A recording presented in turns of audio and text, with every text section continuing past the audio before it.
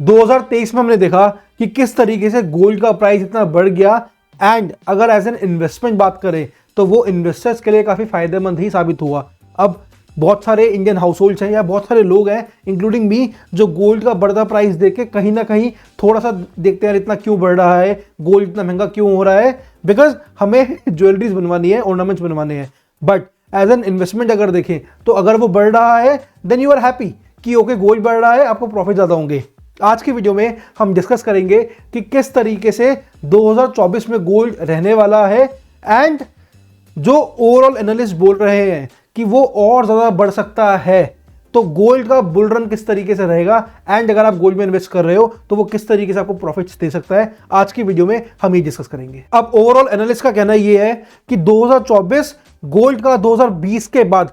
Best year रह सकता है, क्योंकि जिस तरीके से एक उम्मीद है कि फेडरल बैंक यूएस का जो उसके इंटरेस्ट रेट्स हैं उनको कम करेगा, उसमें कट्स आने की काफ़ी ज़्यादा उम्मीद है,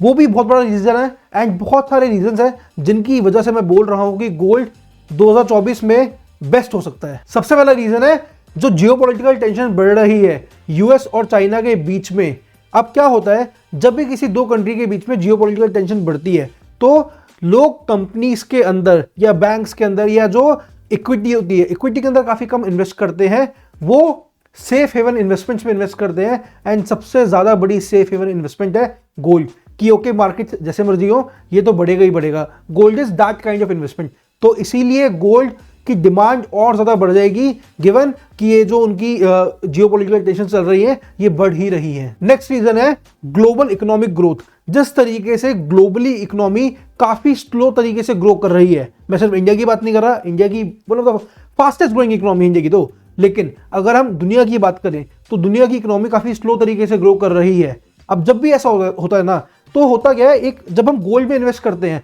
हम देखते हैं अपॉर्चुनिटी कॉस्ट कि ओके हमने ये पैसा गोल्ड में डाला था, अगर हम इस पैसे को किसी और इन्वेस्टमेंट टूल में डालते तो कितना रिटर्न आता।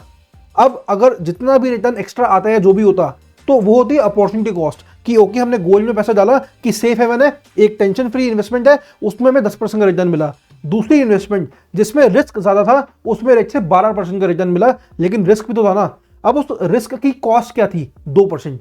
क्या होता है अब जब ये इस तरीके से टेंशन होती है, इस तरीके से इकोनॉमी स्लो तरीके से ग्रो कर रही होती है तो ये अपॉर्चुनिटी कॉस्ट कम हो जाती है, क्योंकि उन इन्वेस्टमेंट्स पे बेटर रिटर्न्स आने की उम्मीद कम हो जाती है। तो वो जो गैप हुआ वो 2% का कम हो गया, तो इससे अपॉर्चुनिटी कॉस्ट कम हो गई, जिससे ओवरऑल गोल्ड की डिमांड काफी बढ़ जाती है। नाउ इंटरनेशनल मार्केट्स में गोल्ड जिस तरीके से ट्रेड होता है तो वो होता है पर आउंस, तो पर आउंस गोल्ड का भी हाई लगा था ऑलमोस्ट $2000 का, लेकिन इट इज बीइंग सैड कि 2024 में ये $2300 पर आउंस तक जा सकता है।